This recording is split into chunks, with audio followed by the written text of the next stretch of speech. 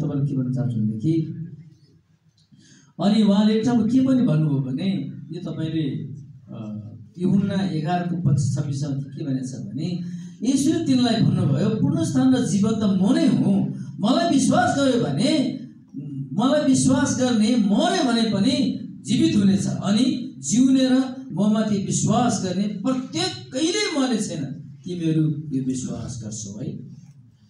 यो तपाईले यूहन्ना 11:25-26 है मलाई विश्वास गर्ने मरे पनि जिउनेछ अनि त्यसपछि तपाईँ र म होइन हामी जीवित परमेश्वरमाथि गर्ने जुन भरोसा छ नि यो दन्ते कथा होइन। तपाईँले कहिले पनि यो कुरा होइन। यो सबै धेरै धर्म के अरे धेरै अनुसन्धान गर्नेहरूले चाहिँ यो कुरा के हो भनेर छ नि सबै पत्ता लगाएर होइन। अब ईश्वरलाई जब विश्वास गरेपछि धर्म परिवर्तन ठाउँ छ त्यहाँभन्दा माथि ईश्वरै छैन। अनि अर्को कुरा छ नि कि त ईश्वरलाई छोड्ने मान्छे त्यो नास्तिक भन्छ ईश्वरै छैन त्यहाँ त ईश्वर कहाँ नास्तिक त्यस कारणले तपाईँ र मैले जति पनि होइन हामीले यो कुरा तपाईँहरूले सुनेका छौँ यो कुरा हामीले होइन एकदमै अब यहाँभन्दा अर्को ईश्वर छ भन्ने हामी तपाईँहरू मैले चाहिँ बुझ्नु हुँदैन। र त्यसपछि अर्को एउटा खण्डमा अर्को पनि तपाईँलाई भन्न चाहन्छु म जब तपाईँ छ नि असुरज महसुस गर्नुहुन्छ नि असुरज चाहिँ के होइन मलाई कहाँबाट के गर्छ होइन थाहा छैन होइन। जब तपाईँ असुरक्षा महसुस गर्नुहुन्छ त्यसको लागि तपाईँले एउटा तपाईँको यो वचन खण्ड हेर्नुहोस् है। त्यो चाहिँ तपाईँले रोमी 8:31-32 हेर्नुहोस् है। हामीले यसमा के भन्ने त यदि परमेश्वरले हामी तरफ हुनुहुन्छ भने हाम्रो विरुद्धमा को हुन्छ जसले आफ्नै निज पुत्रलाई बाँकी राख्नु भएन तर हामी सबैका निम्ति उहाँलाई दिनुभयो कि उहाँले हामीलाई सबै थोक पनि उहाँकै साथमा दिनुहुने छैन र। हामी असुरक्षित हुनु कारण चाहिँ परमेश्वर पिताले आफ्नै एकमात्र पुत्रलाई बाँकी राख्नु भएन भने होइन उहाँले त हाम्रो त्यति ठुलो सुरक्षा दिनुहुन्छ है। हाम्रो पक्षमा को हुन सक्छ जब परमेश्वर हामी तरफ हुनुहुन्छ भने के न्याय गर्नमा परमेश्वर बराबर कोही पनि यो संसारमा छैन। याद गर्नुहोस् है। अरूको न्यायमा होइन हेरफेर हुन सक्छ होइन यो संसारको न्यायमा हेरफेर हुन सक्छ। संसारको न्यायमा छ नि त्यहाँ चाहिँ होइन आफ्नो अर्को भने छुटाउनु पनि सक्छ होइन तर परमेश्वरको न्यायमा हेरफेर हुँदैन। उहाँको न्यायमा कुनै पनि सम्झौता होइन होइन उहाँले जे सक्छ त्यो न्याय गरेर छोड्नुहुन्छ। र जब हाम्रो तरफ परमेश्वर हुनुहुन्छ भने अरू कुनै पनि कुरादेखि तपाईँले असुरक्षाको महसुस गर्न पर्दैन तपाईँले है। हाम्रो पछि परमेश्वर भइसकेपछि त्यसपछि तपाईँले अर्को होइन जब तपाईँ छ नि जब हामी यो संसारमा पैसाकै हामीलाई होइन असाध्यै नभई नहुने छ नि पैसाको विषयमा तपाईँ चिन्तित हुनुहुन्छ भने तपाईँले फिलिपी 4:19 पनि तपाईँ हेर्नुहोस् है। जब तपाईँ छ नि हामीलाई घटी कमी अपुगो जहिले पनि हाम्रो त्यो सम्भावना छ है तर तपाईँले यो फिलिपी 4:19 मा तपाईँ हेर्नु भने मेरा परमेश्वरले आफ्नो महिमामा उहाँको सम्पत्ति अनुसार तिमीहरूको हरेक खाँचो क्रिस्ट यीशुमा उहाँले पुरा गरिदिनुहुनेछ।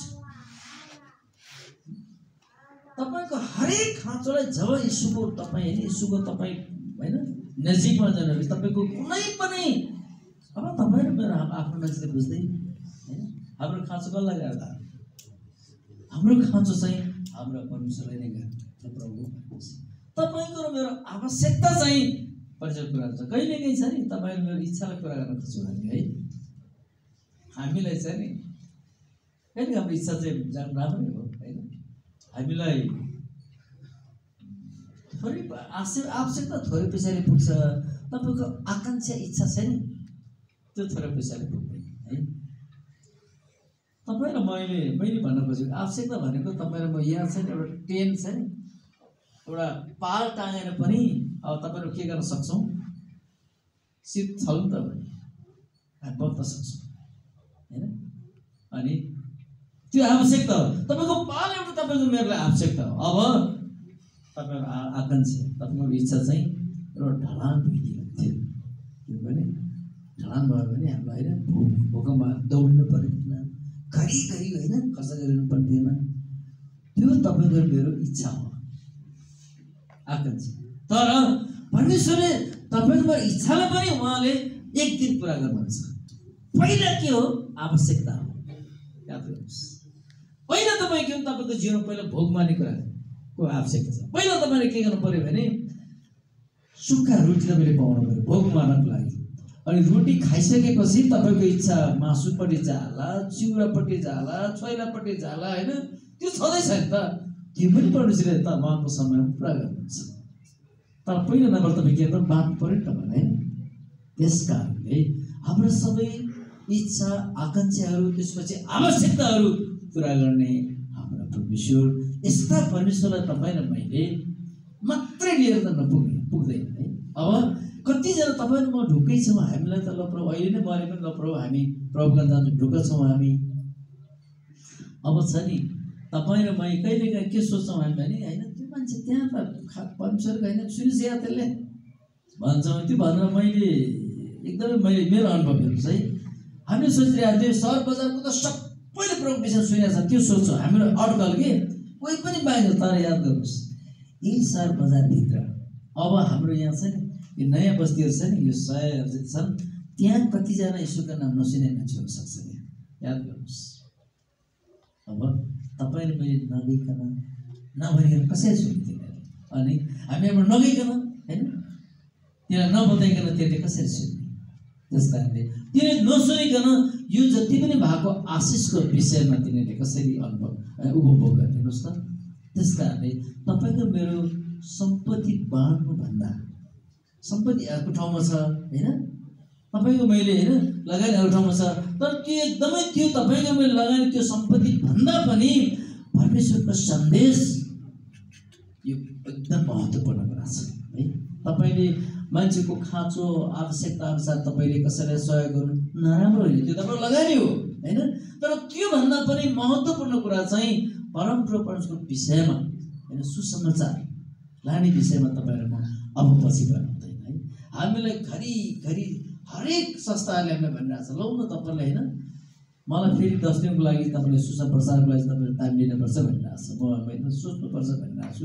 4वटा मण्डली मिलेर तपाईँले अलिकति होइन जति पनि बोल्न सक्नेहरूलाई, लेख्न सक्नेहरूलाई, सुन्न सक्नेहरूलाई तपाईँले होइन समावेश गराउनुहोस्, उहाँले सिक्नुपर्छ भनेर एकदमै अहिले तपाईँलाई थाहा छ अब तेस्रो विश्वयुद्ध हुने एकदमै पक्कापक्की भइसकेको छ हेर्नुहोस् है। अब ठुल्ठुला देशहरू छ नि, अब अहिले हाम्रो कतिले भन्छ यो अमेरिकाको होइन जुन त्यहाँको चाहिँ अब होइन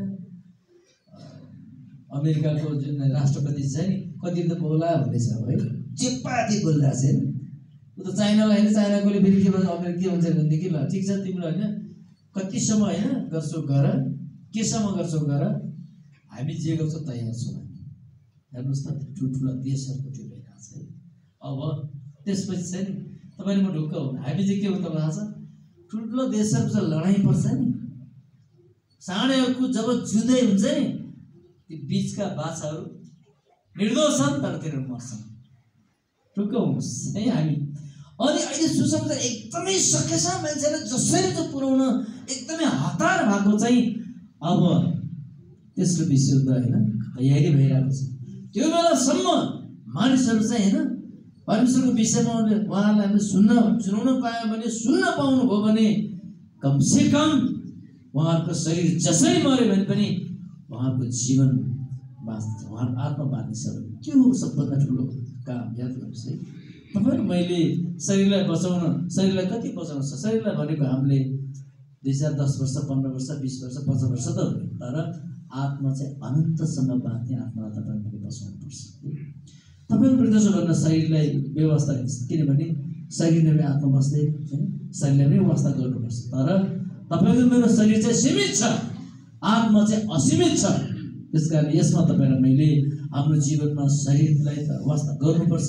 तर त्यो शरीरभन्दा पनि तपाईँ र मैले यसो बिना मरेका आत्माहरूको त्यत्तिकै तपाईँ र मैले व्यवस्था गर्नुपर्छ। र तपाईँ र मैले होइन हामी जति पनि हामीले सुनाउँदाखेरि सुन्ने खालको वातावरण भएको बेलामा सुन्न खोज्ने मान्छेहरूलाई तपाईँ र मैले तिनीहरूदेखि लुक्न हुँदैन है।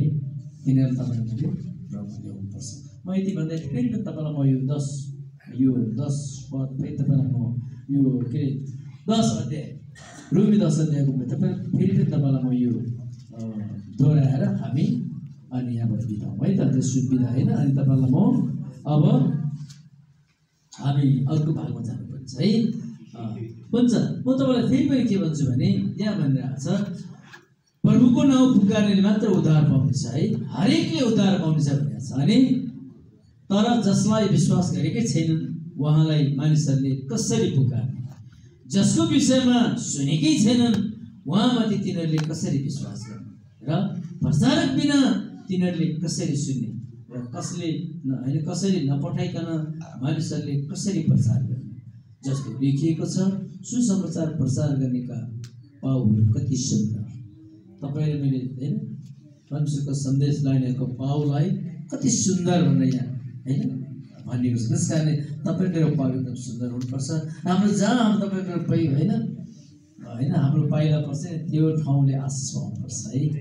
यस कारणले तपाईँ र मैले होइन तपाईँले बिरामीलाई खोज्नुहोस् होइन। कोही प्रभु आउनु बाँकी भएको बिरामीहरूलाई होइन वास्ता गर्नुपर्छ तपाईँ मैले होइन। खोजौँ हामी होइन। तपाईँलाई कस्तो छ? एकजना हाम्रो मैले एकजना हाम्रो पुत्रले होइन प्रभुको विषयमा आफ्नो जीवन गवाई दिएर गएपछि एकजना नानीले चाहिँ त्यो रगत बग्ने रोग उहाँमा भएको छ। त्यो मैले पनि गएर उहाँलाई भने होइन। अब मैले वचनअनुसार उहाँलाई भने उहाँले होइन तपाईँको वचन ठ्याक्कै मिल्यो त भन्ने हुनुहुन्थ्यो। तर आज सोधेको त त्यस्तै छ भन्नुहुन्छ है। मैले दिउँसोको रात आउँ त भनेको उहाँले अनुमति दिनुभएको छ, आउनुहोस् न भन्नुभएको छ। त्यस कारण तपाईँको दिदीले प्रेसिडेन्टमा गएर हामी हरि भाइकोमा सर जान्छ, हरि राई एकजना भाइ हुनुहुन्छ, त्यहाँ गएर हामी अलिकति हामीले होइन तपाईँ मैले बुझेसम्मको परमेश्वरको नाम प्रार्थना गर्ने हामी केही पनि गर्न सक्दैनौँ है। त्यो परमप्रभु परमेश्वरले उहाँको विश्वासमा प्रभुले काम गर्नुहुन्छ है। तपाईँ र मैले हामीले वचनअनुसार चाहिँ तपाईँ मेरो शक्तिले केही पनि गर्न सक्दैनौँ। तर उहाँको विश्वास र परमेश्वरको इच्छा भयो भने अचम्म पाउन सक्छ। त्यस कारणले तपाईँ मैले हामीले सकेसम्म हामीले मानिसहरूलाई जहाँ हुन्छ जसरी हुन्छ प्रभुको विषयमा सुनाउँ र भोलिको दिनमा तपाईँको ठुलो सम्पत्ति भनेको है। यो संसारमा तपाईँ मैले होइन जति पनि जोडेका सम्पत्तिहरू छन् यिनीहरूलाई छोड्नुपर्छ। हामी केही लान सक्दैनौँ। अब तपाईँ र मैले प्रचार गरेको तपाईँ र मैले होइन मानिस होइन परमेश्वरमा बचाएको मान्छेहरू चाहिँ ढुक्क हुनुहोस्, त्यहाँ हामी एक दिन भेट्छौँ। यहाँ कहिलेकाहीँ हामी चाहिँ नि यो भोज भतेरमा भयो केही हेर्ने कार्यक्रममा जाँदाखेरि टकटक हाम्रो मान्छे देख्छौँ नि होइन र कस्तो आनन्द आउँछ हेर्नु त। हो स्वर्गमा पनि त्यस्तै हुनुपर्छ।